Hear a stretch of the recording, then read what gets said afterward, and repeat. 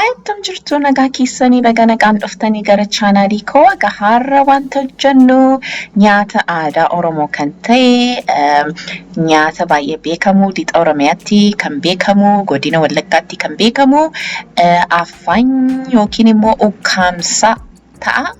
Egaa amma gara jiru isaatti tun deemin dura jalqaba gara chaanaalii koo warra dhuftanii yoo jiraattanii kabajaanii isiniin gaafadha akka subscribe gootanii subscribe akka gootan erga gootanii booddee immoo notificationii ishee mallattoo ishee oolettu notificationii tuqaatii viidiyoo haaraa isin gadhiisu ka dafii isinitti qaqqabu gochuu hin dandeessu.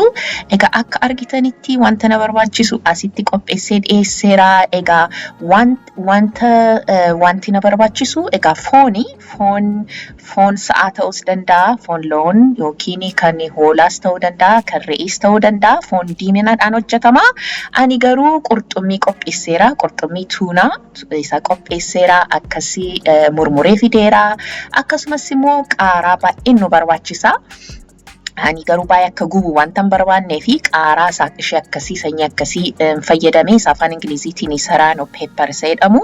Garuu akkaataa aadaa isaatiin kan hojjetamu kunoo suuraa isaa argitanii sanyii akkasii waaqilaalii jedhamti yookiin immoo sinichoo jedhamti. Baay'ee gubdii afaan Ingiliziitiin Thai chili jedhamti. Isaan hojjetama. Baay'ee itti naqama. Isaan hojjetama garuu ani baay'ee akka gubu wanta hin barbaannee fi qaaraa akkasiin fayyadamee ija isaan baasne garuu akkasumas jijinbillee na barbaachisa, qullubbii yookiin shunkurtaan na barbaachisa, qullubbii adiin na barbaachisa. Akkasumas kororimaa yookiin oogiyoon na barbaachisa. Akkasumas olive oil na barbaachisa. Egaa fooniin hojjettu taanaan garuu dhadhaa biyya keenyaa nu barbaachisa jechuudha. Amma gara jiru isaatti hin deemaa na hordofa. Egaa jiruu koo kan hin jalqaba heelee koo nanoo isaa isa booddee zayitiitti naqa. Zayitii amma na ga'utti.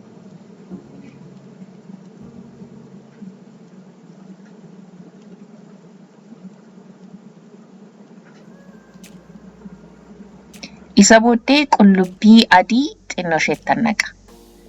Maaliif booddees dabaleetti naqa amma akkasuma fallaanuma shaayii tokko fallaanuma shorbaa tokko akkas kan ta'udha. Maaliif zayitii isaa akka foolii qullubbii fudhatuun barbaade.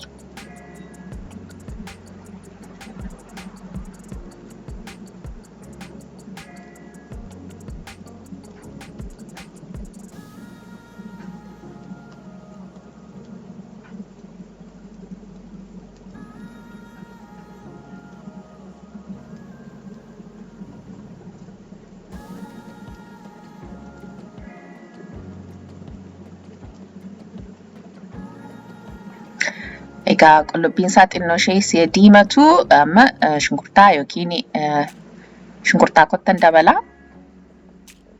Qullubbii adii fi egaa qullubbii diimaa waliin nan bisheessa jechuudha.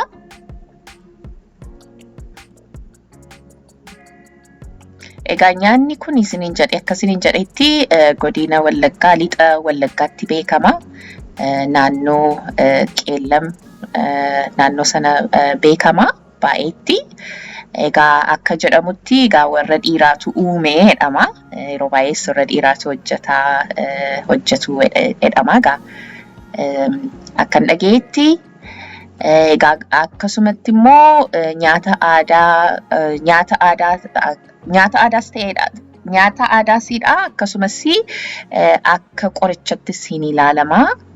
Namni si dhukkubsatu yoo kana nyaatee hin fayyadamas yeroo baay'ee utaalloodhaa fi hin nyaatama. Maaliif egaa qullubbii jijinbila baay'ee qaba, qullubbii baay'ee qaba, qaaraa baay'ee qaba. Kanaaf egaa nama fayyisa.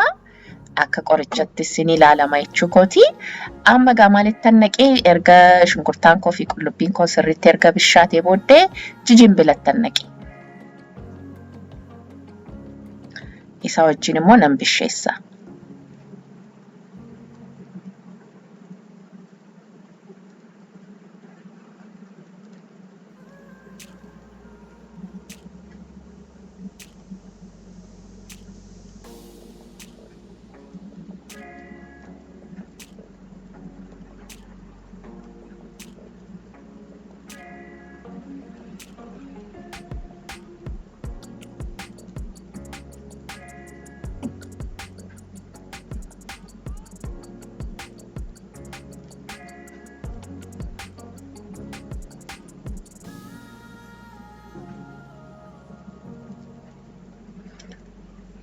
Amma akka gaariitti nu bishachaa jira.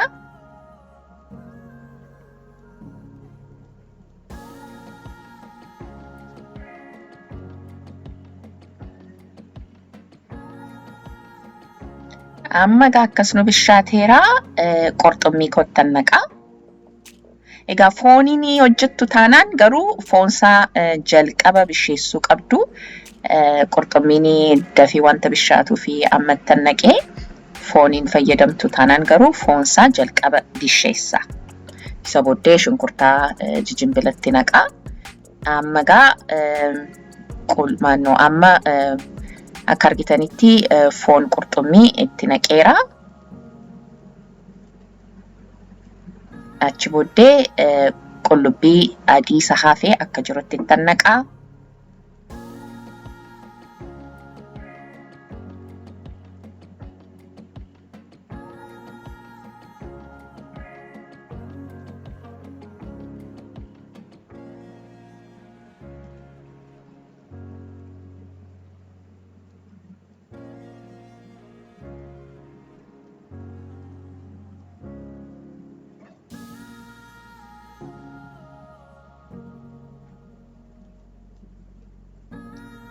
Amma oogiyottan naqee.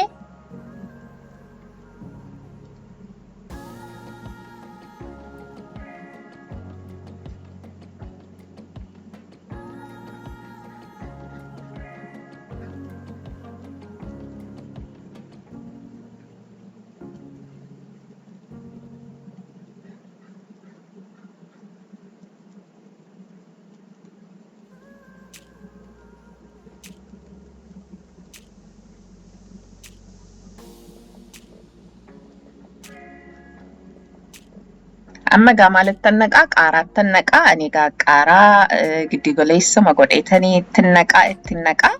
Baay'ee akka gubu hin barbaadu. Egaa isin garuu akka gubuu barbaaddanii kana caalaa baay'istanii itti naqachuu qabdu jechuudha.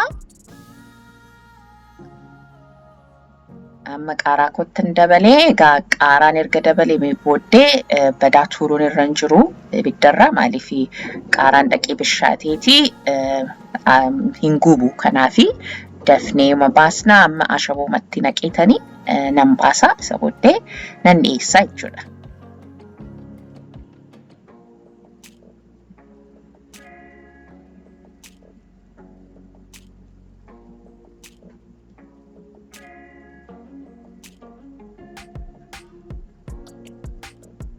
Isa booddee akka aadaa isaatiin buddeen boqqollootiin nyaatama. Egaa buddeen boqqolloon qabu, buddeen xaafiin qaba. Buddeen xaafiidhaanii nan dhiyeessa. Egaa ukkaamsaan kan jedhame maqaa isaan kan argate ho'aa akkuma ibiddarra baheetti dafeeti buddeeniin ukkaamameeti dhiyaata. Kanaafidha kan maqaan isaa ukkaamsaa kan jedhame. Kunooti amma dhiyeessaan jira. Amma nan ukkaamsa akkuma jirutti.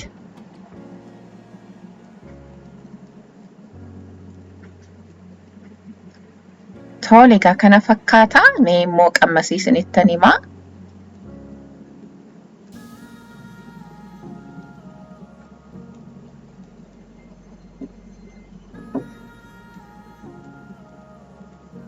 Wow, baay'ee mi'aawaa. Dulatiidha. Maaliif ani qurxummiidhaan wanta hojjedhe. Egaa hin jaallattu jedhee nan abdadhaa. Egaa kan nyaattan immoo utaalloon isiniin qabu, dhukkubni isiniin qabu. Egaa hin jaallattu jedhee nan abdadhaa. Yoo jaallattan immoo nama gara biraaf hin fayyada jettanii sheerii naa godhaa, laayikii godhaa, sabskiraayibii godhaa. Viidiyoo itti aanutti immoo ammoo laa garruutti ulfaadhaa.